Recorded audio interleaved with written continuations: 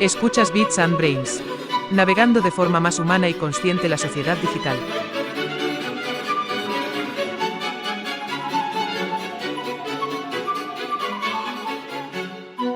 ¿De verdad que es aún tuyo tu cerebro o ya lo tienes alquilado a Elon Musk? ¿Quién te manipula mejor? ¿Tu jefe o tu feed de TikTok? ¿Hasta dónde sigues al mando con plataformas que dictan reglas usando tus emociones como armas en su guerra por la atención?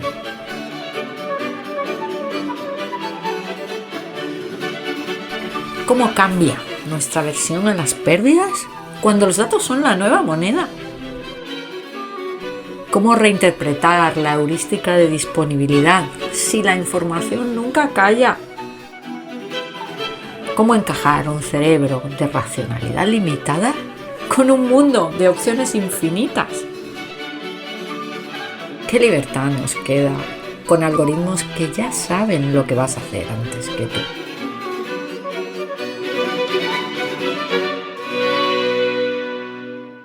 Y es que, ¿acaso tiene todo lo que sabemos sobre conducta una nueva versión digital? Hola, bienvenidos a un nuevo episodio de Bits and Brains. Hoy traigo una nueva colaboradora que espero poder enganchar tanto que se convierta en colaboradora habitual, porque como vais a ver enseguida es una mujer hiper interesante. Hoy charlo con Raquel Ibar Alonso, que es matemática, es profe en la Rey Juan Carlos, es además mi directora de tesis, es una persona que como veréis no solamente practica la matemática, no solamente ejercita su labor investigadora en torno a la matemática, sino que además la vive en primera persona. Con Raquel voy a charlar de lo importante que es, o lo poco importante que es, ya veremos, el pensamiento matemático en un mundo que dicen está dominado por los datos. Veremos cuánto hay de verdad en eso, cuánto hay de sensación y sobre todo cómo deberíamos las personas de a pie, ¿no? Cambiar o incorporar en nuestra vida. A mí lo de cambiar no me gusta más lo del desarrollo. ¿Cómo deberíamos incorporar una nueva visión de las matemáticas y de los datos? Raquel, como os decía, es profe en la Universidad Rey Juan Carlos. Yo la he conocido a través de un amigo y compañero común que cuando le comenté que quería hacer investigación, que quería hacer un doctorado para entender mejor la relación emocional de las personas con la tecnología y así ayudarles a vivir de una manera más provechosa y más feliz en esta sociedad digital que nos ha tocado vivir, rápidamente me dijo: Raquel es tu persona, porque lo creáis o no, Raquel, y yo iba a decir se dedica, pero ahora como grabo la entradilla después de haber tenido la conversación, ella me corrigió y me dice que se dedica a intentar medir la felicidad. Sea como fuere, Raquel tiene un interés muy profundo que comparto con ella en todo lo que tiene que ver con la cuantificación y la medida de lo cualitativo, de esas cosas que son tan importantes en los proyectos y en general en la vida y que no sabemos muy bien ni cómo medir ni cómo expresar en términos de números. Raquel, además de profesora en la universidad y de matemática, es también doctora con un premio extraordinario en análisis económico y economía aplicada. Así que qué mejor que Raquel para hablar con ella sobre cómo aplicar las mates a la vida diaria o qué aplicación tienen las mates en la vida diaria. Raquel tiene un montón de publicaciones en revistas nacionales e internacionales de más que reconocido prestigio. Y además no solamente tiene muchísimo interés en impulsar, en transmitir conocimientos, sino en impulsar ese amor, esa aplicación, ese manejo diario, ¿no?, de todo lo que son las matemáticas. Raquel es directora del laboratorio de datos creado por ASEPUMA, la Asociación de Matemáticos españoles. Bueno, ¿qué más os puedo contar de Raquel? Millones de cosas, pero yo creo que lo mejor es que la escuchemos. Así que aquí os dejo la conversación sobre pensamiento matemático en la sociedad digital que mantuve con ella.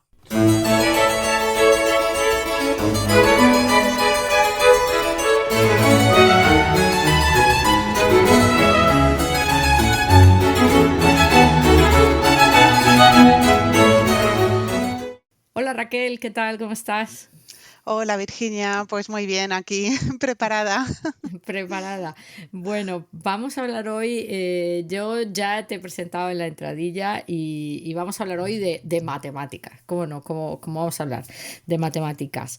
Oye, voy a empezar por una pregunta que igual suena un poco sectaria, pero que mucha gente me dice que las matemáticas, es que no tengo cabeza para las matemáticas, ¿no?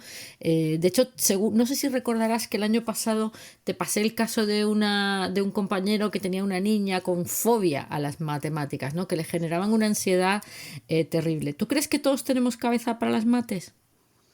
A ver, todos nacemos pues con predisposición a que se nos dé mejor unas cosas u otras, eso está claro. Lo que yo creo es que también el entorno que tenemos nos predispone a que se nos dé mejor unas cosas u otras. Entonces, muchas veces la fobia a las matemáticas es que nos han hecho creer que no somos buenos para las matemáticas, o bien en nuestro, en el entorno personal, o bien en el entorno del colegio, de la educación, pero yo creo que en el fondo todos sí que somos buenos para las matemáticas. Las matemáticas son muy amplias. Entonces, ¿qué tipo de matemáticas? Claro, esa es otra pregunta que me apunto aquí eh, para hacerte ahora. Poco más o menos que estamos de acuerdo que los que hemos tenido profes de matemáticas excelentes hemos acabado entendiendo o arramando más las matemáticas o no solamente es el impacto de los profes. Los profes es muy importante, pero yo diría que no solo los profes, ¿Qué más factores? porque, bueno, pues en casa mismamente, hace muchos años, pues las matemáticas era como algo más, más para los elegidos o los raros. Estoy hablando hace muchos años, ¿verdad? Ahora, sin embargo, parece que todos los niños tienen que ser buenos en matemáticas porque es muy valorado en el mercado y da mucho dinero ser bueno en matemáticas. Entonces ya desde casa, pues como que se fomenta o se deja de fomentar. Comentarios como, uff, las matemáticas, qué horror, hijo, si a mí nunca se me dieron bien. O comentarios al contrario, predisponen a los niños a gustar o a odiar las matemáticas. Eso acompañado de pues un buen profe que sepa incentivar, motivar, animar a los niños, pues hombre, ayuda mucho. Has dicho en lo de que las matemáticas antes se veían de otra manera, pero también es verdad, por otro lado, que antes estoy hablando en el tiempo de nuestros abuelos, la mayoría trabajaban en pequeñas y medianas empresas familiares, ¿no? Y se llevaban las cuentas ellos mismos, ¿no? Probablemente sin haber estudiado nada de contabilidad. Y esto me lleva a esto que has dicho, que qué tipo de matemáticas. Profundízame un poquito sobre eso. Bueno, es que las matemáticas son muy amplias. Podemos empezar a enumerarlas desde el punto de vista técnico, ¿no? Álgebra, cálculo, análisis, nos podemos ir por la rama de la estadística. Son aspectos que son muy diferentes. De hecho, cuando uno entra en la carrera de matemáticas, una de las cosas que desaparecen en la mayoría de las horas que está estudiando matemáticas son los números. Eso sí que yo, a ver, yo no soy matemática, pero me he chupado matemáticas por un tubo, porque en Teleco te puedes imaginar. Pero sí que es una cosa que llama mucho la atención de que cuando uno empieza realmente a saber matemáticas, desaparecen totalmente los números, ¿no? Ahí aparecen las alfa sub 1 por x sub 1, es cuando aprendes el alfabeto griego de principio a fin, ¿no? Que justo. Y eso es que es una cosa que llama mucho la atención. Porque, digamos, hay un tipo de matemáticas que son las matemáticas concretas o del día a día o del tendero, si quieres, o de la vida diaria, que es lo que llamaban antes nuestras abuelas, lo de sabes hacer cuentas y luego está todo lo demás, ¿no? Claro, si es que realmente al principio, cuando uno no sabe mucho de matemáticas, confunde las matemáticas con el cálculo. Y el cálculo, pues es un aspecto que, bueno, se puede considerar matemáticas, pero es algo muy concreto, muy, muy, muy concreto. Las matemáticas es algo mucho más amplio, que es pues la modelización de la realidad a partir de funciones o a partir de modelos que aproximen esa realidad. Entonces, cuando uno intenta eh, aplicar las matemáticas al mundo real, a cualquier ámbito del mundo real, necesita generalizar. Y cuando queremos generalizar, tenemos que dejar de lado los números para que aparezcan estas letras que al fin y al cabo son números encubiertos, pero Ya, ya, una claro, sí, letra son implica, representaciones del número, ¿no? exactamente, pero implica que es cualquier número, no uno en concreto. Entonces el cálculo es como una aplicación muy concreta, como un, pues el final de algo o el principio de algo, depende de cómo se mire. Y el problema que yo creo que se ha tenido siempre es que se confundía mucho antiguamente las matemáticas con el cálculo. Entonces, cuando uno llegaba a hacer matemáticas, era, uy, ¿dónde está el cálculo? Y dices, no, es que en matemáticas no hay cálculo como tal. Ya, fíjate que esto, mira, hemos coincidido totalmente en la aproximación de la conversación, porque yo la primera pregunta que me había apuntado es si todos teníamos cabeza para las matemáticas, y la segunda era el tema del pensamiento abstracto y de la inducción o de la deducción, ¿no? Porque efectivamente la matemática per se, más allá de hacer las cuentas, es la construcción de modelos, ¿no? De hecho, creo que hay gente que tiene una especial intuición para entender la matematización de una realidad, y gente que como se apalanca. De hecho, yo esto lo discuto mucho con mis hijos adolescentes. Digo, es que el que se apalanca en la resolución del cálculo, el que se apalanca en cómo se hace una integral o cómo se hace un logaritmo o cómo se hace la resolución de una ecuación, realmente no está perdiendo de vista qué es lo que está haciendo, ¿no? ¿Tú ves que hay mucho gap entre el modelo matemático y el modelo natural en la cabeza de las personas? ¿A ti te costó mucho hacer esa unión? Eh, yo creo que es lo que a uno le van contando desde pequeño. Yo en mi caso particular tuve suerte porque yo en el instituto tuve una profesora que era asociada en la universidad. Entonces, yo esto me he dado cuenta después, pero sí que es verdad que después, cuando uno da marcha atrás, se da cuenta que esa profesora me transmitió muy bien lo que eran las matemáticas. Entonces, yo cuando llegué a la Facultad de Matemáticas ya no, ya sabía lo que me esperaba, cosa que muchos Claro. de mis compañeros no. Yo tenía compañeros pues que habían optado como primera opción a ingeniería, habían acabado en matemáticas y uff, esto es horrible, ¿esto qué es? Porque no Pero se lo fíjate, esperaban. tú has dicho antes que ahora las matemáticas dan mucho dinero, pero es verdad que cuando probablemente tú entraste en la facultad o en nuestra época, año arriba, año abajo, las matemáticas eran una cosa de cuatro frikis ahí medio aburridos, porque al que más o menos le gustaban se iba más hacia la aplicación práctica de las matemáticas en carreras tipo en cualquier ingeniería, ¿no?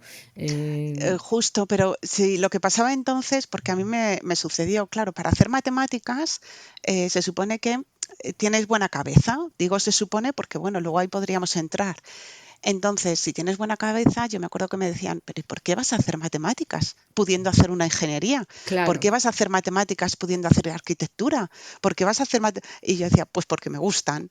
Pero sí que es verdad que me decían, entonces, ¿qué quieres? ¿Ser maestra o Claro. profesora en un instituto? Y yo decía, no, no tiene por qué. Entonces era esa la visión, es decir, las matemáticas servían para enseñar. Todavía no había llegado a ser la matemática que vemos hoy en día, que es una matemática que se aplica en la empresa, que, bueno, en el análisis de datos, la verdad que todo el tema del de la recopilación de información, la llegada de las grandes bases de datos, el avance de la tecnología, la computación, todo esto ha puesto en evidencia que es necesario modelizar y que es necesario saber matemáticas para tratar toda esa información y llegar a dar opciones a las empresas. Entonces, todo eso cuando yo empecé no se Claro. visualizaba. Y sí que es verdad que desde que yo empecé la carrera, cuando yo terminé y me moví un poco por el mundo laboral, Pues ahí, incluso algunas entrevistas que hice yo en empresas, a mí me preguntaban, pero ¿y siendo matemáticas, por qué has optado a esta oferta de trabajo? Entonces yo les contaba que porque yo lo podía hacer y que a mí en la carrera me habían enseñado a ello. Entonces, de alguna manera yo sentía que también les iba formando a la gente que me hacía entrevistas de lo que éramos los matemáticos, lo que aprendíamos en la carrera. Claro, pero ¿tú crees que generalizadamente, yo creo, Raquel, que tu caso es un caso muy especial, o por lo menos muy singular, en el sentido no de que sea excepcional, pero que digamos que está en la campana de Gauss, está en un extremo, ¿no? Y ahora hablamos un poco de la campana de Gauss.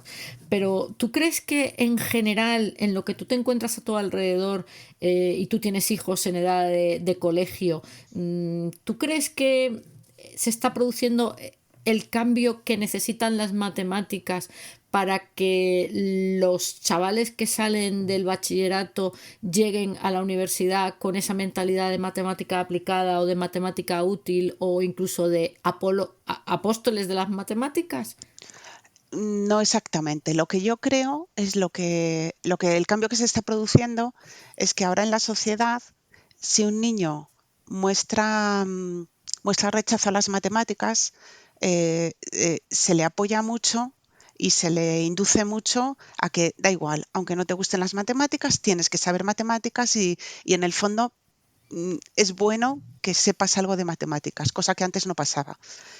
Y lo que sí que es verdad que el cambio es ese, es que las matemáticas es bueno saberlas, te van a venir muy bien a futuro, estudies lo que estudies, incluso aunque vayas por humanidades. Y yo creo que Ujú. ese es el cambio. De ahí a que la forma de enseñanza eh, lo que haga es que realmente abra el camino y muestre lo que son las matemáticas de verdad, ahí ya no estoy tan de acuerdo. Yo creo que seguimos con la enseñanza bastante tradicional. Sí que es verdad que se ha mejorado en el uso de ciertas tecnologías, se está utilizando, pues, eh, digamos que todas las herramientas nuevas que nos dan, pero sigue siendo la misma matemática, lo cual tampoco está mal, porque hay que empezar por las bases. Yo lo que yo analizo con lo que he visto en mis hijos, y que es también lo que me pasó a mí, es que nos ocupamos demasiado por el cómo se resuelven las cosas, y demasiado poco por el qué estamos haciendo o qué podemos hacer con eso que hemos aprendido a resolver, ¿no? Y eso me parece que gran parte de los profesores de matemáticas que veo a mi alrededor, pues es que algunos ni siquiera creo que son muy conscientes de la aplicabilidad de los conceptos que enseñan, ¿no? Los enseñan tal cual, pues una combinatoria, una ecuación, un logaritmo, una integral, una derivada, cómo se resuelven, pero realmente, pues la aplicabilidad real de esos conceptos yo creo que, o incluso la traslación de qué modelizan esos conceptos, creo que se queda todavía un poco en el tintero. Yo le pregunto a mi hijo, ¿pero tú sabes lo que es una integral? Y entonces me dice, sí, integral de x, diferencial de x. Digo, no, no, si no te digo ni cómo se resuelve, ni qué pinta tiene. Te digo, tú sabes lo que estás haciendo cuando haces una integral, y eso de pasar el guarrapito f de x diferencial de x a que es la suma de infinitas partes, infinitos trocitos de la función f de x, pues no lo pillan, yo creo. Ya, pero esto enlaza con lo anterior que hemos dicho, pues que ahora mismo los matemáticos estamos presentes en todas partes y somos necesarios en muchísimos ámbitos. ¿Qué es lo que sucede? Que la educación en España no está bien pagada. Entonces, ahora mismo hay problemas para encontrar matemáticos que quieran ejercer como profesor de matemáticas en un colegio o en un instituto. Con lo cual, si te vas a las estadísticas, tenemos muchísimos profesores de matemáticas que no son matemáticos. Ya. Entonces, claro, alguien que no ha estudiado aquello de lo que estamos hablando, que sería bueno que se transmitiera, ¿cómo lo va a transmitir? Entonces, lo transmiten lo mejor posible, pero transmiten lo que ellos han aprendido. Ujú. Entonces, Y ahí tenemos un problema de organización, de la estructura, de la educación, porque claro. no tenemos ahora mismo las listas de profesores de matemáticas van muy rápidas y se termina pues metiendo a profesor de matemáticas a otras disciplinas que lo hacen muy bien, pero evidentemente no tienen esa formación. Pues fíjate que estoy pensando que si las matemáticas, me estás dejando deprimida, si las matemáticas son cada vez de más aplicabilidad en la sociedad y son cada vez más importantes en este mundo de sociedad digital, ¿no? Y de esto tampoco tengo ninguna duda. Pero la educación cada vez tiene en sus filas menos profesores de matemáticas, estamos un poco apañados, ¿no?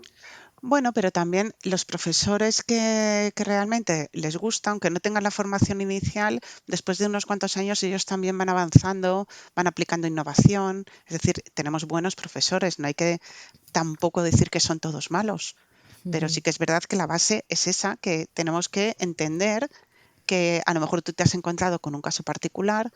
Yo he tenido en mis hijos profesores de todo tipo y he tenido algunos profesores muy buenos en matemáticas y se nota. No, sí, sí, los míos también, Entonces, ¿eh? Pero hay hablaba un, de manera generalizada, no, no claro, concretamente de mis lo que hijos, ¿no? pasa que, Porque bueno, eso también es un tema delicado de la estadística, ¿no? Porque uno tiende a generalizar, digamos, aquellos 4 casos que se conoce alrededor o de los que se habla. Entonces, bueno, yo no me bueno, atrevería a generalizar tanto. tú me has tocado un tema que es el tema, ¿no? Que es el de la estadística. Tú eres especialista en estadística, yo te conocí, o digamos, yo te llamé porque alguien me dijo, esta chica mide la felicidad, ¿no? Entonces, a mí me resulta muy atractiva el tema de la cuantificación de los intangibles, ¿no? Eh, Cuéntame un Bueno, poco cómo es eso bueno, de medir la felicidad. primero permíteme que te corrija con lo primero. Esta chica mide la felicidad. Yo diría, esta chica intenta Bueno, vale. encontrar cómo medir la felicidad, porque Vale, vale.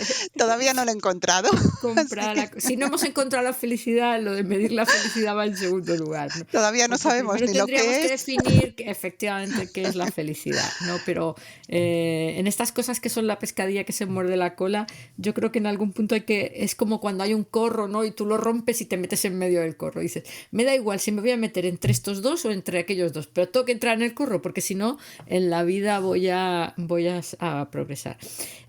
Bueno, venga, cuéntame cómo es esto de intentar medir la felicidad. Bueno, la verdad que yo empecé estudiando matemáticas pero siempre me ha gustado la psicología. De hecho, cuando yo elegí matemáticas era mi segunda opción, la carrera de psicología. Y bueno, pues al final acabé estudiando matemáticas. Luego me fui, pues por situaciones de la vida, pues acabé siendo doctora en economía. Y dentro de economía, pues estudiando más bien el comportamiento, pues ya aplicando metodología estadística para medir, para extraer información de los datos.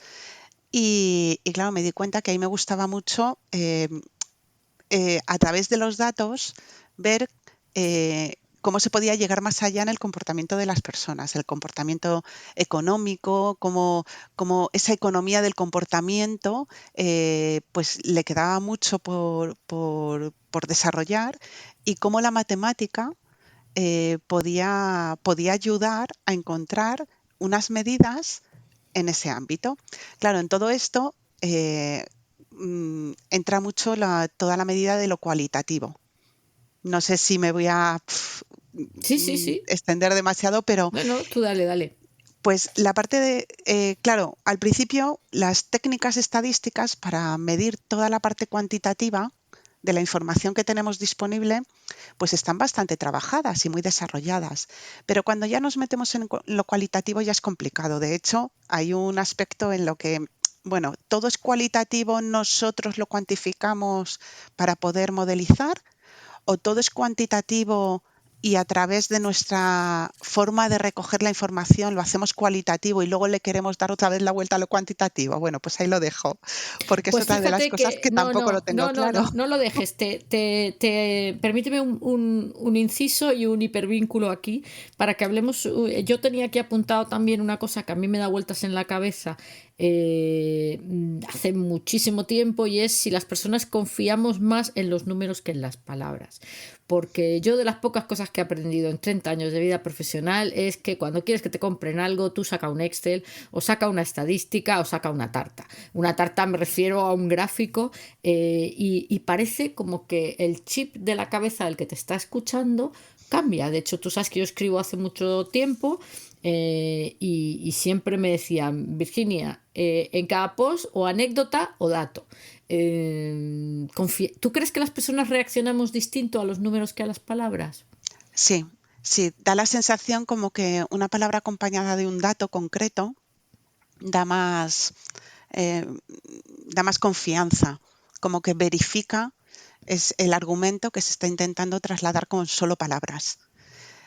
Pero claro, ahora ya nos vamos al lado de los datos. Ese dato, cómo está construido, cómo está calculado y ¿Y cómo está partiendo, contado? Porque tú sabes la famosa frase de tiene usted un 10% de probabilidades de morir o el 90% de las personas que opero les va fenomenal, ¿no? Cuando a alguien le dices el 90% de las personas que opero les va fenomenal, tú confías en el cirujano. Cuando le dices hay un 10% que no sale tan bien, sales por patas y te olvidas de lo de operarte. Y estamos hablando del mismo dato, en realidad, ¿no?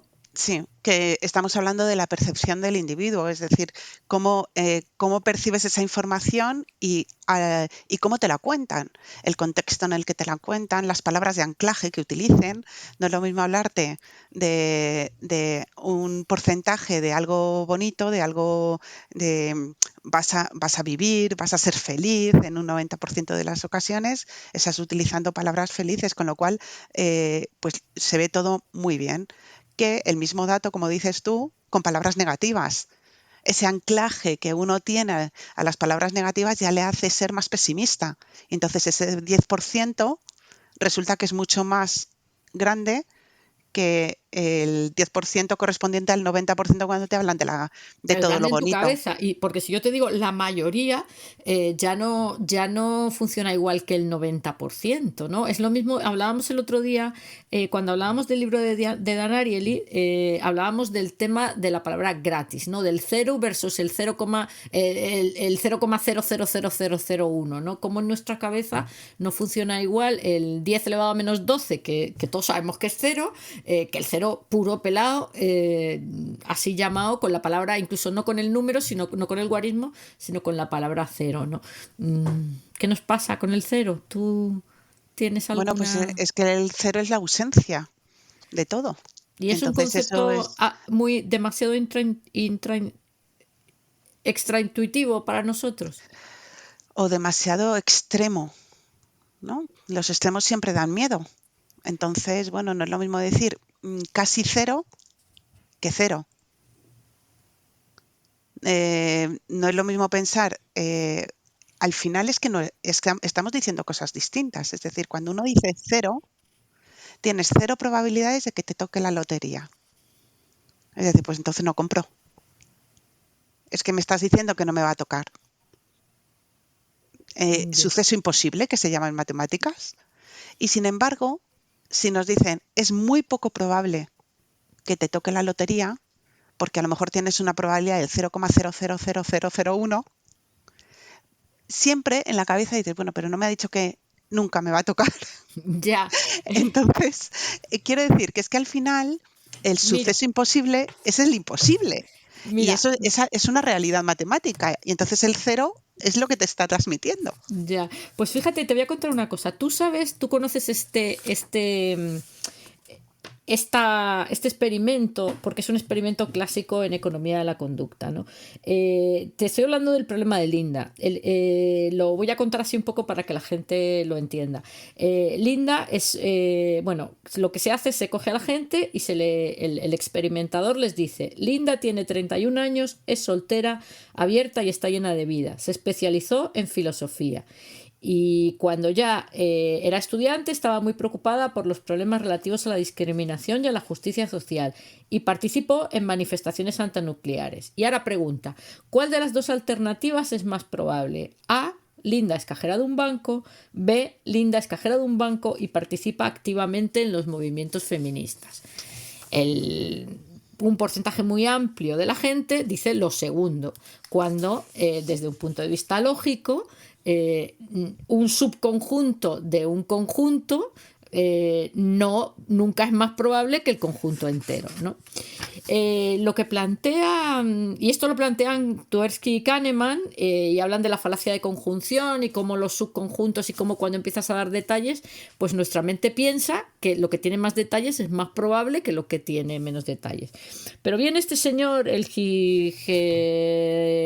Gigerenzer, que me cuesta muchísimo pronunciarlo, y dice que la clave está en la palabra probable, que cuando tú preguntas y digamos un poco cuestiona este análisis de Kahneman y Tversky, diciendo que el problema no es el conjunto ni el subconjunto, o que el kit de la cuestión no está ahí, sino en el significado de la palabra probable, que cuando tú sustituyes la palabra probable por cuántas son cajeras de banco o cuántas son cajeras de banco y participan activamente en movimientos feministas, los porcentajes de respuesta se invierten completamente.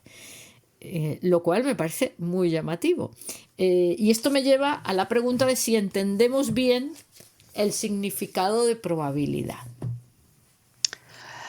Bueno, es que el significado, dicho así, una cosa es entender bien el significado de probabilidad y otra muy diferente es cuando tenemos que aplicar lo que conocemos con probabilidad en nuestro día a día, lo aplicamos correctamente desde un punto de vista teórico. Es que es diferente porque yo creo que incluso si este experimento se lo hacen a expertos en probabilidad, expertos en estadística, también habría el mismo sesgo. Entonces, lo de entendemos bien el concepto de probabilidad, vamos, he puesto este ejemplo porque se da por hecho que un experto en estadística, en probabilidad, entiende bien el concepto de probabilidad. Y si le lleváramos a ese experimento, posiblemente cometería el mismo Dices sesgo. No como experimentador, sino como participante, ¿no? Como participante. Entonces, al final, yo creo que sí, que entender el concepto de probabilidad se entiende. Lo que sucede que cuando uno aplica la probabilidad en su día a día sacándole de un contexto matemático, un contexto mucho más experimental, y se abstrae de que está en ese contexto matemático, ahí es donde sí que es cierto que cómo se entiende la probabilidad.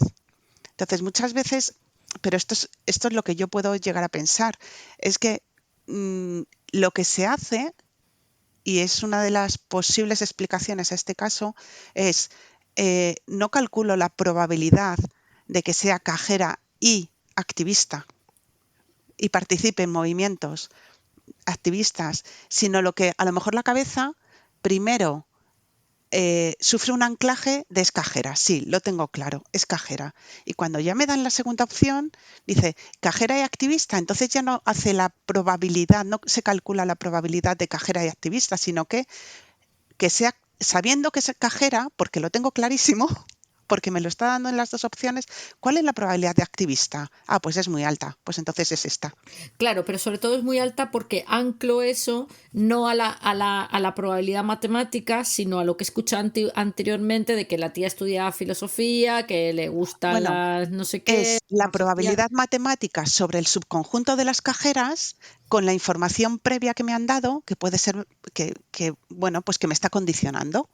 Entonces, al final, dentro de la probabilidad condicionada, podríamos hasta establecer un modelo que tiene razón, pero estaríamos diciendo cuál es la probabilidad de que sea activista sabiendo que es cajera. Claro, Que no es la pregunta, que no es la claro, pregunta. claro, Pero claro. ahí está el poder de la palabra y el poder de cómo uno puede realizar las preguntas. Claro, porque fíjate, y esto me lleva a lo que hablabas antes de la cuanticualificación, ¿no?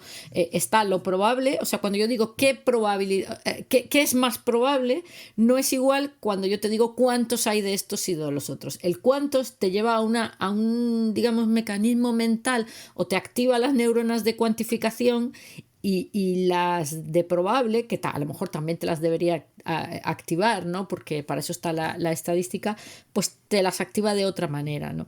Desde luego no te activa los mismos circuitos. Claro, pero ahora te hago yo a ti una pregunta. Cuando me estás hablando todo este tiempo de probabilidad, ¿de qué probabilidad me estás hablando? Claro. Porque hay una probabilidad que es la probabilidad lógica, que no tiene nada que ver con la probabilidad frecuentista, que no tiene nada que ver con la probabilidad bayesiana. No me voy a poner aquí a describirlas todas, pero No, claro, pero es que al final ese es el problema. No claro, estamos midiendo todos lo mismo cuando utilizamos la palabra probabilidad sin más. Nos tienes que claro, centrar. ¿Quieres claro, que te claro. hable de una probabilidad frecuentista? Entonces es lo mismo que la cuantificación. Ahora, cuando a uno le preguntan en un contexto del día a día, ¿qué probabilidad hay de? Uno se va a la probabilidad lógica, la probabilidad de experto, es decir, no activa esa parte cuantitativa normalmente, de no ser La- que anteriormente le hayan dado varios datos, que es lo que sí que normalmente se hace un mix. Claro, fíjate que yo he entendido esto hace muy poco. Te dije que estaba leyendo un libro que te iba a gustar, el de las leyes del azar, y lo he entendido precisamente leyendo ese libro, ¿no? Y me gusta que lo saques tú, porque todo esto a lo que me lleva es a la reflexión de que creemos que las cosas significan lo mismo para todos, ¿no? Y en una sociedad tan marcada por la estadística, porque en el fondo, aunque nosotros no veamos ni una sola cuenta, ¿no? Los algoritmos que tenemos a nuestro alrededor, todos, absolutamente todos, desde el que nos dirige la ruta del coche hasta el del buscador de Google o hasta el recomendador de Netflix, en el fondo, hasta la misma inteligencia artificial generativa, la misma ChatGPT, que dices es magia, y dices no, querido, no es magia, es puñetera estadística, ¿no? Y digo Justo. lo de puñetera con doble sentido, ¿no? Porque efectivamente pensamos que las matemáticas son de interpretación unívoca o las ciencias matemáticas, ¿no? Y aquí nos estamos dando cuenta que en una parte de la matemática, y supongo que pasará en otras más, hay lugar para la interpretación y para la malinterpretación, ¿no? Bueno, eh, yo Esto creo es que una pregunta, ¿eh? No es sí, una sí, afirmación. vale, mejor, porque las no. La matemática es exacta. O sea, la matemática es lo que es una medida exacta. La probabilidad es la medida de esa incertidumbre, es decir, aquella parte que no es capaz de medirse de forma concreta y exacta, se mide a partir de la incertidumbre y esa es la probabilidad. ¿Qué es lo que sucede? Que hay diferentes formas de medir conceptos que se adaptan a la naturaleza de la información que tenemos. Hemos hablado de la probabilidad. La probabilidad se utiliza un tipo de probabilidad u otra en función de la naturaleza del hecho que estamos midiendo, del suceso que estamos intentando medir, cuál es su incertidumbre. Pero es que si nos vamos a otros conceptos más básicos, como puede ser, por ejemplo, la representatividad del valor medio de las cosas, que eso no sé si luego entraremos en ello, pero es muy importante a la hora de interpretar los resultados. No es lo mismo cuál es la media de, del número de veces que se va al cine, que van los chavales de 18 años al cine, que cuál es la media y es representativo. Bueno, pues cuando Ujú. hablamos de si ese valor es representativo, de nuevo, hay muchísimas valores de representatividad. Entonces, claro, ¿qué valor de representatividad estás utilizando? ¿En función de qué? Representatividad de la media, de la moda, de la mediana, estamos quitando valores extremos, Entonces, al final, lo que yo creo que está pasando cuando a una persona le lleva a hacer la pregunta que tú estás haciendo es que estamos simplificando tanto o nos quedamos simplemente con el nombre de una medida estadística, una medida matemática y prescindimos del apellido, que al final todas las Marías son Marías y no, hay muchas. Ya. Entonces, el problema es que le estamos quitando parte muy importante para poder generalizar a que todo el mundo entienda las matemáticas o la estadística. Y en esa generalización estamos perdiendo información muy importante. No ¿Y quiere tú, decir Raquel? que, sí, Sí, no, dime, dime. no quiere decir que todos los periodistas, todos los divulgadores tengan que ser expertos en estadística, pero sí tendrían que ser capaces a través de las palabras de realmente transmitir qué tipo de medida se está utilizando y cuál es la diferencia con la otra, para que no se Claro. confunda el resultado. Fíjate, y además, ¿cuál es el valor relativo y cuál es el contexto? O sea, yo tengo un poco la sensación, y tú como experta no sé si tienes la misma, es que utilizamos, en este caso, la probabilidad, las matemáticas en general, los datos en general, simplemente para anclar un poco mejor el discurso. Pero si profundizáramos incluso en los propios datos que damos, igual ni siquiera nos casaban con el discurso, pero no nos interesa, porque no estamos ahí para demostrar nada, sino para anclar un discurso o una historia o sea, para anclarla mejor, ¿no? Porque nuestro cerebro parece que la ancla mejor cuando hay un dato. ¿Tú tienes esa sensación? ¿Tú te indignas muchas veces leyendo el periódico o cualquier cosa que no sea académica y viendo cómo eso se malea, o no te indignas tanto? O sea, quiero Me- decir, ¿ves muchos no, casos donde dices me cago en la mar o no? sí, lo bueno, la parte, o sea, sí que me indigno, veo muchos casos, pero la parte positiva es que veo muchos casos cada vez más en los que está bien utilizada. Ujú. ¿Vale? O sea, tampoco quiero ser catastrofista ni decir que todo el mundo lo está haciendo mal, pero sí que es cierto que hay casos en los que uno se indigna porque dices, pero es que tienen que saber que lo están diciendo mal, que están engañando y están utilizando como herramienta la estadística. Lo que pasa que son intereses y son casos muy concretos, pero a lo mejor de nuevo venimos a lo del anclaje de antes. Yo creo que no son la mayoría, pero No lo son sé, no suficientemente lo sé. importantes. Yo ahí no entro si son muchos o pocos, pero son tan, sale tanto o afectan tanto a la población en general que dices, uff, ¿y por qué lo están haciendo así? Claro, les interesan anclarse a una realidad, pero eso pasa con las palabras también. Sí, sí, claro, claro. No, si ahora vamos a hablar, vamos a cambiar un poco de tema, ¿no? Ahora hay mucho análisis de datos en esta sociedad totalmente tecnológica. De hecho, el Big Data es la palabra de moda. Pero tú sé que trabajas también, o que también estás muy interesada, porque yo también estoy trabajando contigo en esto, en el tema del análisis de palabras, ¿no? Del análisis de sentimientos, de lo que se llama el text mining, ¿no? Explícanos un poco así para los que no lo sepan, ¿no? Bueno, lo que es el text mining viene a ser pues mm, el análisis estadístico de las palabras, del lenguaje natural, de la forma en que hablamos e intentar recoger esa información y cuantificarla. Establecer unos valores cuantitativos que podamos de alguna manera detectar el sentimiento con el que se habla, la emoción con la que se habla, los intereses en un discurso o en el discurso de varios interlocutores. Entonces se detectan muchísimas cosas. Se detectan preferencias, pues simplemente las plataformas de ventas, por no nombrar a ninguna, pero las plataformas de ventas en general utilizan pues sistemas de recomendación que están basados muchas veces en los comentarios que hacemos respecto a los productos que hemos comprado, que hemos probado o simplemente que nos han encuestado sobre ellos.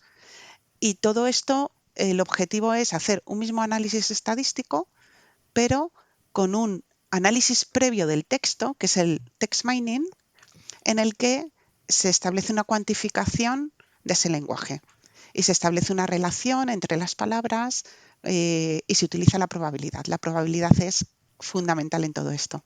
Cuando aparece una palabra, ¿cómo de probable es que aparezca esta otra palabra a su lado? Y entonces todos los sistemas de procesamiento de lenguaje natural y de generación de texto utilizan las probabilidades. Claro, sí, toda la inteligencia artificial generativa es probabilidad de todo lo que tengo por ahí que enganche mejor con la pregunta que me estás haciendo. Entonces, como sabes que este programa es un poco el tratar de ver cómo cambian nuestras conductas en una sociedad profundamente digitalizada, pues claro, no solamente está aquí el tema de la cuantificación de todo lo cualitativo, que esto parece un trabalengua, sino que también todo esto lo juntas con el análisis de todos los movimientos que el consumidor potencial o la persona hace, sus clics, sus scrolls, vengo de aquí, voy para allá, y todo esto metido en el maquinillo de la probabilidad Esta mañana estaba corrigiendo, sabes que yo doy clase de marketing digital, estaba corrigiendo un trabajo y decía uno, dice, si es que parece que me leen el pensamiento. Digo, es que te leen el pensamiento. Te leen el pensamiento porque si nos vamos a los estudios de todos estos estudiosos de economía de la conducta, a mí me encanta de hecho, sabes que iba a llamar este podcast así, predeciblemente irracionales. Luego ChatGPT me dijo que le llamara Bits and Brain y me gustó bastante más. Pero en el fondo, si conoces las tendencias de la cabeza, ¿no? Todos sus heurísticos y sus sesgos y sus atajos y sus cosas, y tienes datos para saber qué ha pasado previamente, igual que puedes decir, esta es la palabra que con más probabilidad vendría a continuación de esta, puedes decir del mismo modo, este es el comportamiento que con más probabilidad vendría a continuación de este. Y eso es lo que está a la orden del día actualmente. Todos sabemos, bueno, esto ya no es ninguna novedad, ¿no? No, Que a ni través de ningún los vídeos, secreto, ¿no? Aunque hay gente que todavía se piensa esto de que es que el móvil me escucha. Digo, no, el móvil no te escucha como tal, pero es que tú se lo estás contando absolutamente todo con los clics que haces y no, pero con...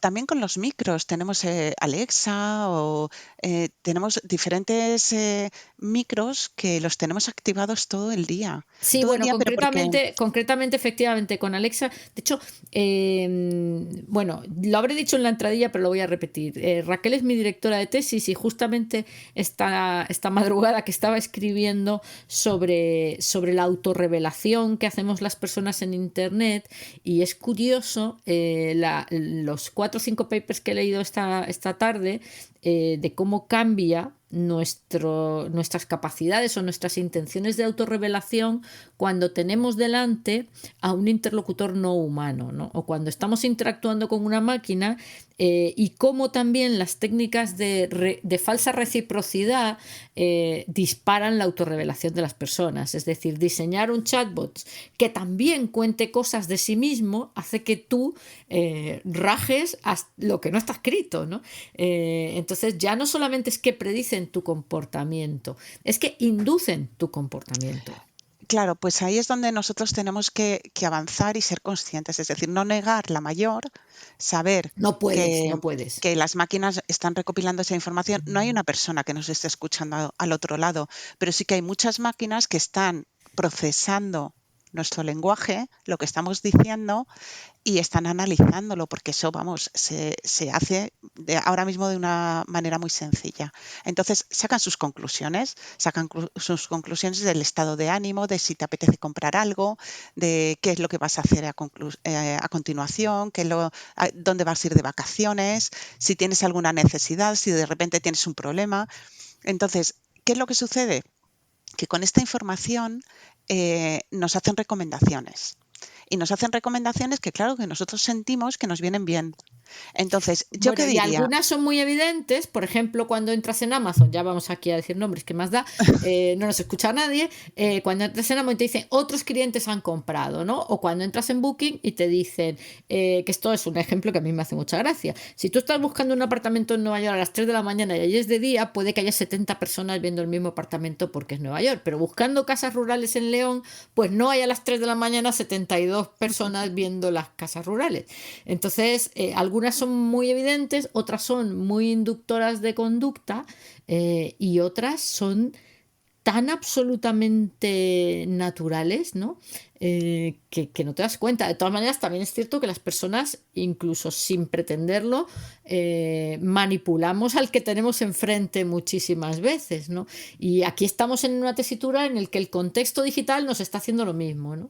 Claro, yo diría, vamos a ser conscientes de lo que tenemos a nuestro alrededor, y ahora no es solo nuestro amigo o nuestra amiga que nos dice, pues yo he estado en esta casa rural, eso es genial, cógela, o al revés, ni se te ocurra, y cuando tú pensabas reservarla dices, uy, no, que mi amigo me ha dicho que fatal, pues me voy a la de al lado, que es más cara y tiene menor puntuación, pero es que me fío de mi amigo.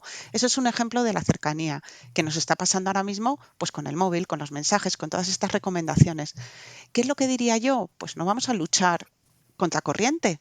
Sabemos que No, eso está ahí. no podemos, Raquel. Solo podemos Claro, entender que hay una corriente. los potenciales peligros de la corriente en la que de todas maneras nos tenemos que bañar, porque si no es irte a vivir a una cueva y entender pues que no es casualidad que vayas en una dirección o en otra. Claro, pero yo iría más allá. Entender que estamos recibiendo recomendaciones desde sitios, desde dispositivos, por decirlo de alguna manera, que no estamos acostumbrados a ellos. Por eso nos están afectando más. Porque estamos recibiendo un feedback del que no somos conscientes. Porque yo sí que soy consciente de que mi amigo me puede estar convenciendo y de que él tiene sus sesgos. Pero no somos conscientes 100% de que tengo un amigo en el bolsillo todo el día que me está recomendando cosas. Entonces yo diría, vamos a ser conscientes de ello. Vamos a ser conscientes de que aquellas decisiones que estoy tomando, aunque nosotros somos autónomos y somos súper listos y siempre tomamos las mejores decisiones, no. Vamos a pararnos y decir, a ver, que esta decisión seguro está influenciada por varios aspectos, por lo de toda la vida, que es mi familia, mis amigos, mi entorno, mi contexto, y por la tecnología que utilizo. Si utilizo una tablet, si utilizo un ordenador, o simplemente la televisión.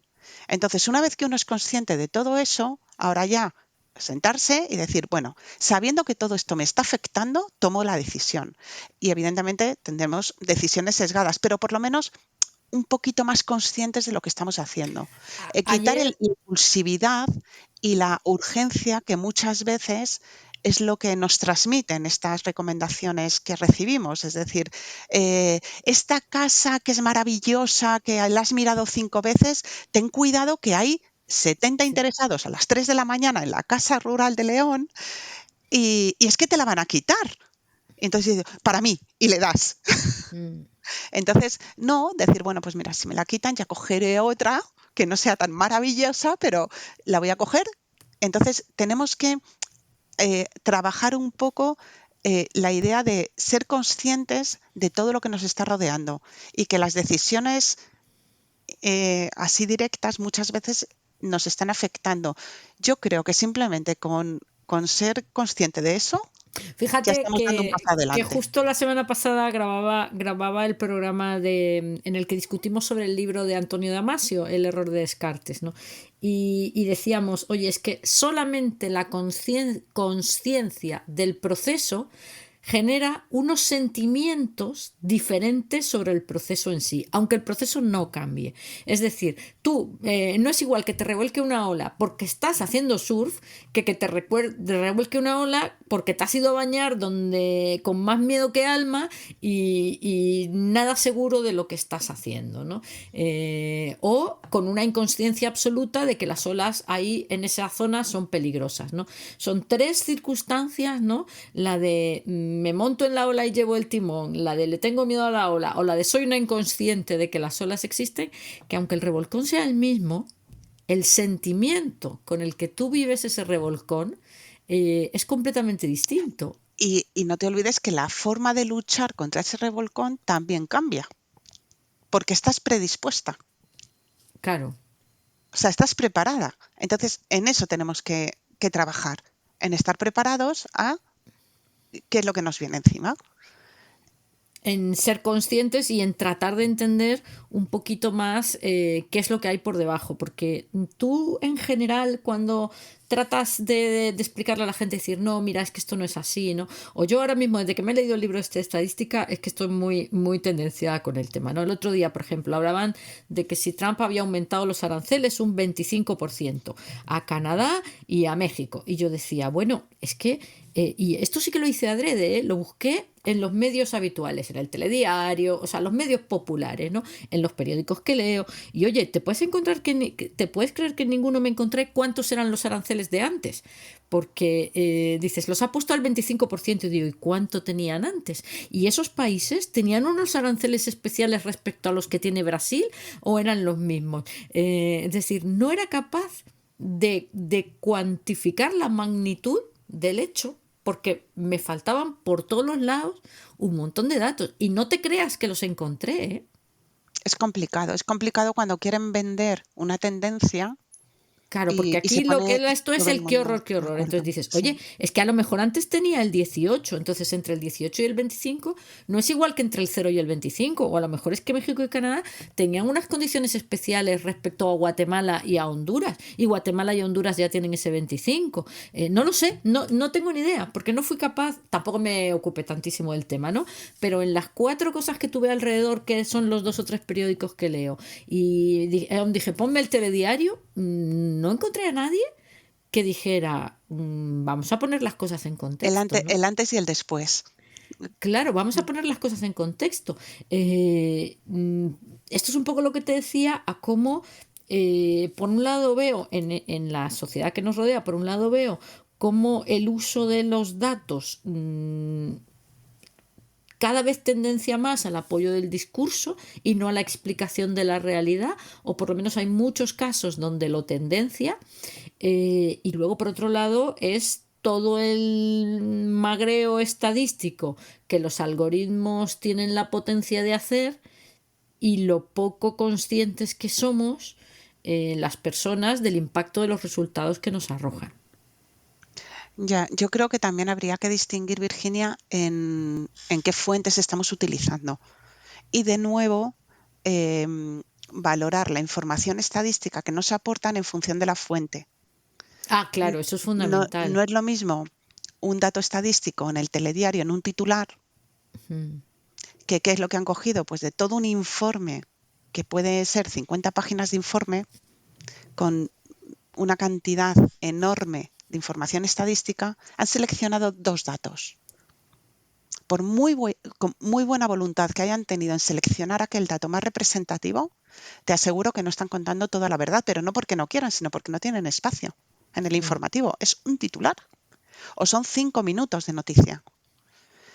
Entonces, si a uno le interesa de verdad el dato y quiere ser crítico ante esa información, yo creo que tenemos que decir, bien, la noticia nos está diciendo algo está pasando con los aranceles. Perfecto. Pero no quedarnos ahí. Si nos interesa de verdad ese porcentaje, hacer lo que tú has intentado hacer, irnos a informes en los que nos cuenten la verdad. Entonces ya, cuando uno se va a informes, no se puede ir de nuevo a noticias. Uno se tiene que ir ya a informes oficiales o si ya nos vamos en otro ámbito, pues a artículos científicos que están publicados en revistas en las que han sido revisados por pares. Entonces, fíjate, Raquel, que si te entiendo bien, lo que estás sugiriendo es, oye, no caigas en la trampa fácil de que como hay un dato, te lo crees del todo, sino que complementa ese dato para ver si el titular corresponde al dato o el dato simplemente está apoyando de manera parcial el titular. Eso es Sí, lo que estás diciendo. fíjate, lo que yo creo es que el dato normalmente es verdad. O sea, Claro, en claro, raras pero ocasiones te vas a encontrar un dato que sea falso. no, El no, los problema datos no son está falsos, lo que pasa es en que les que, falta contexto. claro, entonces busca ese contexto.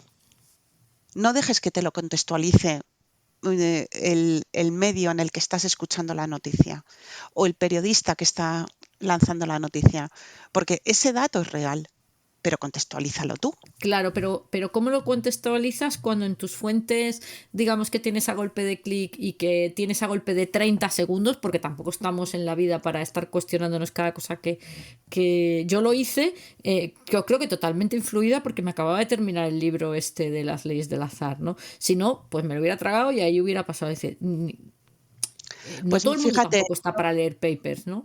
no, pero yo daría una pauta muy general que, bueno, me dirás que, Sí, no, esa es la que te pero, estoy pidiendo, ¿no? ¿Qué hace pero la gente, qué hace, yo, digamos, el común yo, de los yo te digo mortales? que, qué es lo que yo hago o cómo opino.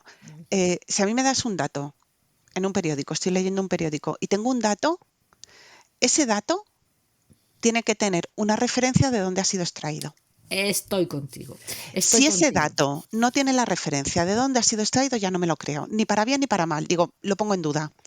Mm. ¿Por qué? Porque no me estás diciendo de dónde lo has extraído. Y una vez que te Efectivamente. dicen de dónde lo has extraído, pues si te dice, lo he extraído del INE, del Instituto Nacional de Estadística, perfecto, me voy al informe del INE, si quiero. Pero ya simplemente con la información de que aparece la referencia y que la referencia es una referencia fiable, Porque no es lo mismo un dato extraído del INE, del CIS, es decir, de un organismo oficial que sabes que sigue unos criterios fiables de análisis de datos y de recogida de información, a decir, bueno, es que ha sido una empresa que hace encuestas y dices, bueno, ¿y dónde ha encuestado y cómo ha encuestado? Estoy totalmente de acuerdo contigo. De hecho, esto me lleva a una pregunta que te hago. ¿Tú conoces Perplexity? ¿Lo has probado? No. Perplexity, por lo que tengo entendido, yo tampoco lo he probado, es un buscador que trata de comerle la tostada a Google y que la diferencia que tiene está basado en inteligencia artificial, pero cita todas y cada una de las fuentes de las que extrae la información. Y no hace como ChatGPT que se las inventa, sino que las cita. Yo sé, porque me ha llegado un correo, yo tengo Movistar, como sabes que he trabajado un montón de años en Telefónica, entonces soy de Movistar y sé que ha llegado a un acuerdo con Movistar para tener el Perplexity Pro gratis durante un año, que no estoy haciendo publicidad en mi casa, pero que sí que me parece que hay que probarlo para ver si realmente esto te cambia algo, no en una búsqueda concreta, sino en el ecosistema en el que te estás moviendo, ¿no? Porque a mí el tema de citar las fuentes, aparte que siempre me ha parecido que es muy profesional, aunque sea un coñazo, pero ahora tienes los hipervínculos, no necesitas más que poner debajo del informe, según el informe de no sé qué, y lanzar ahí el enlace, ni siquiera tienes que ponerlo allí, con un hipervínculo te vale, ¿no? A mí siempre me ha parecido que a mí personalmente me daba mucha confianza, ¿no? Y estoy curiosa tengo pendiente esta semana de activármelo, estoy un poco curiosa por ver si realmente este tipo de buscadores te meten en otra dimensión, que luego también tendrá sus cosas, como todo, pero Sí, quiero saber si te dan otra visión, aparte de darte la búsqueda más o menos de una manera correcta, me ¿no? parece interesante. De todas formas, yo creo que el engancho también que hay en Google, porque si tú y yo hacemos la misma búsqueda, nos van Ah, no, a claro. aparecer resultados diferentes. Claro, porque además tienes el histórico de búsquedas. O sea, yo cuando a la gente en los cursos de marketing y de generación de marca personal les digo googlearos, pero googlearos en modo incógnito, porque no es igual que yo ponga cosas en mi buscador. El buscador tiene tu histórico por muchas cookies que le borres, ¿no? Entonces sabe perfectamente quién eres y que, pues nuevamente, utilizando la probabilidad, sabe. En el fondo, parece que eso es un mal, pero en el fondo está pensado para el bien. Es decir, que yo te conozca es bueno porque yo te presentaré cosas que en teoría te van a gustar más. Otra cosa es que Ya, llega un pero momento. hablando del comportamiento, Virginia, eso hace que nos polaricemos cada vez más. Claro, me Porque metes en una yo, cámara de eco brutal. claro, mi realidad va a ser totalmente distinta a la tuya. Y Claro, cada vez va a estar más realimentada que yo estoy en la realidad buena y tú estás equivocada. Y es lo que claro. hacemos con todo esto. Al final nos polarizamos muchísimo. Por Nos vamos eso, separando cada vez más. por eso es bueno ser ecléctica Yo, Netflix, el pobrecito mío, de mí no debe saber, esta pobre chica es una psicópata, porque lo mismo me veo chorradas romanticonas que thrillers de asesinos, que documentales de la Guerra Fría, entonces no debe saber muy bien quién Bueno, soy. habría que ver el algoritmo cómo te define, ¿eh? Que lo mismo Por te eso te digo, sorprende si debe hay más de pensar que uno soy una igual que... psicópata, ¿no? O a lo mejor hay muchos como tú. Nunca Pero eso se me pasa sabe. igual con esto que te hace Bing por las mañanas, que te pone ahí una serie de noticias que piensa que te interesan. Sí. Ahí vamos desde qué vestido ha llevado Máxima de Holanda hasta las últimas novedades en inteligencia artificial, pasando por cualquier cosa que se te pueda ocurrir. Pues te entiendo porque imagínate que mi móvil lo utiliza mi hijo. Pues por eso, Entonces, creo que eso es lo mejor. Lo mejor es no crear perfiles individuales para las personas que utilizan un dispositivo, sino que ahí se chupe los vikingos de tu hijo con los detectives, con el clan, con lo que haga falta, ¿no? Porque así es cuando realmente te abre un poco esa cámara esa cámara de eco, porque una cosa que yo creo que está diseñada para el bien es para entenderte mejor, conocerte mejor. Parece que aquí que los de marketing y los de las plataformas digitales son unos malvados, pero yo creo que todo tiene un sentido, y un sentido es, oye, el buscador no es gratis. Yo esto lo he dicho millones de veces. La gente se ha creído que eso de que la informática está en la nube es una nube de verdad. Esto vale mucha pasta y es un servicio que te están dando gratis. Entonces, de alguna manera lo tienen que rentabilizar, y Google lo hace genial con la publicidad dirigida, ¿no? Vamos a ver ahora, cuando entren en función otro tipo de buscadores como el Perplexity, con otros algoritmos y otros comportamientos de usuario. Mi hijo, que tiene 20 años, utiliza un buscador que se llama Ecosia, porque no sé si será verdad o mentira, planta árboles por cada no sé cuántas búsquedas que se hacen. Bueno, está Entonces, muy bien. le interesan mucho los árboles. No sé si las búsquedas son mejores o peores, no sé de quién es, no sé si los árboles los plantan realmente o los dejan de plantar, pero quiero decir que hay generaciones nuevas que vienen con otro tipo de comportamientos sociales y con otro tipo de valores. Entonces habrá que ver un poco cómo afecta todo esto a los algoritmos. De momento yo me quedo con lo de apúntate al que cite sus fuentes. Voy a probar el Perplexity y con el hecho de que las cosas no son, que las estamos simplificando demasiado en términos matemáticos. ¿Alguna idea más, algún consejo, alguna recomendación que tú aportarías, Raquel, a toda la gente que es de letras y con cariño, que no es, o que incluso siendo más de la parte de ciencias, todo esto de la matemática no cálculo se le escapa? Pues que verifiquen el dato que les están dando, que vayan un poquito más allá y que, para simplificarlo todo, les diría, ponlo en duda la primera vez que lo escuches, o pon en duda el contexto.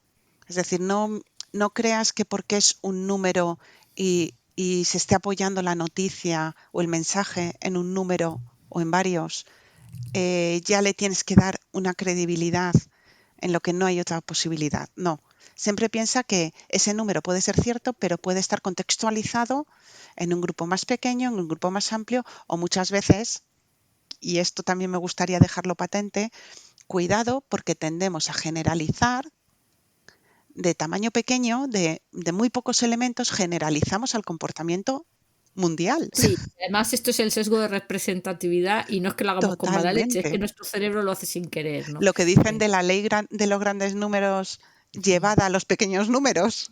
sí. Entonces, hay que tener cuidado. Entonces, mi humilde recomendación sería, eh, piénsalo 2 veces. O sea, no entres a, es que me han dicho que es 4. Sí, pero ese 4, contextualízalo tú. Haz ese Bueno, ejercicio. pues con eso me quedo, Raquel. Oye, llevamos hablando una hora. Dijimos que no se podía hablar una hora de matemáticas, pero yo me estaría otra, ¿eh? Madre mía. Sí, tenemos que. Te emplazo otro día a que hablemos más en detalle de la cuantificación de lo cualitativo, porque me parece que es un tema apasionante, es un tema que requiere, yo creo, un detalle. Lo hemos pasado muy por encima, aunque sea un tema en el que las dos estamos trabajando juntas. Yo creo que eso merece otro día. ¿Te animas? Sí, por supuesto, porque además es un tema apasionante que Sí. a mí me encanta y es algo, es más que un tema, es un reto para mí No, en para el ti, para que, todos, ¿no? en el que estoy. Porque efectivamente es un poco, no sé, yo lo podría comparar a lo mejor casi hasta al arte, ¿no? El arte, que es la capacidad para reflejar o representar la realidad, ¿no? Pues para mí todo el tema de la cuantificación de lo cualitativo, a lo mejor me estoy poniendo muy romántica, pero casi para mí anda por ahí, ¿no? Anda casi en la categoría de arte. Así Bueno, que es si que hoy en quieres día otro. tiene más preguntas que respuestas ahora mismo. Sí, sí. No, pero es que eso es otra cosa que es buena, que yo escribí un artículo que se llamaba ¿Y si la verdadera utilidad de la inteligencia artificial fuera enseñarnos a dudar? ¿No? A mí me parece que la única manera como tú dices, de medio direccionar, porque no puedes aspirar a controlar una realidad compleja que tiene muchas variables que se escapan a lo natural o lo intuitivo y que empiezan a ser muy contraintuitivas y que incluso empiezan a ser tergiversadas interesadamente, precisamente por eso, por esa capacidad de que son tan contraintuitivas. Me parece que la única manera de ser felices en todo esto es hacerte un huevo de preguntas y no parar de hacerte preguntas nunca. Así que te emplazo a ese segundo programa. Pues yo encantada, y permíteme darte las gracias porque, bueno, ya sabes que yo no me animo a este tipo de cosas, pero vamos, ha sido un gustazo estar aquí y me lo he pasado muy bien. Así que Bueno, te muchas voy a gracias por decir darme la oportunidad. que eres del gremio de los que no se animan, pero otros de los que no se animan ya me llaman y me dicen, Virginia, ¿cuándo hacemos el siguiente? Con lo cual, esto debe ser más divertido para el que participa de lo que parece. Espero que eso se refleje y que Al también sea final divertido engancha, para... ¿verdad? Sí, sí, sí, sí. No, no, es que no eres la primera, eres la tercera que me dijo solo una vez y con muchas reticencias que a mí esto no se me da, y luego me han propuesto sucesivos programas. Así que te tomo la palabra y te cojo de colaboradora habitual. Gracias, Raquel. Gracias a ti, Virginia. Un abrazo.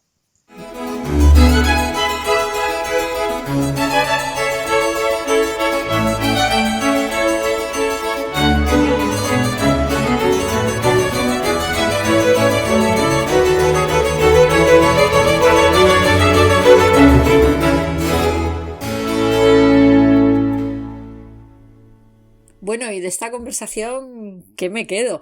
Que me quedo con que lo primero lo que me quedo es algo que me pone súper contenta, y es que va a haber un capítulo, al menos un capítulo 2, que espero que sean un 2, un 3, un 4 y un 27, que hablaremos sobre más en detalle, ¿no? Sobre cómo se cuantifica lo cualitativo.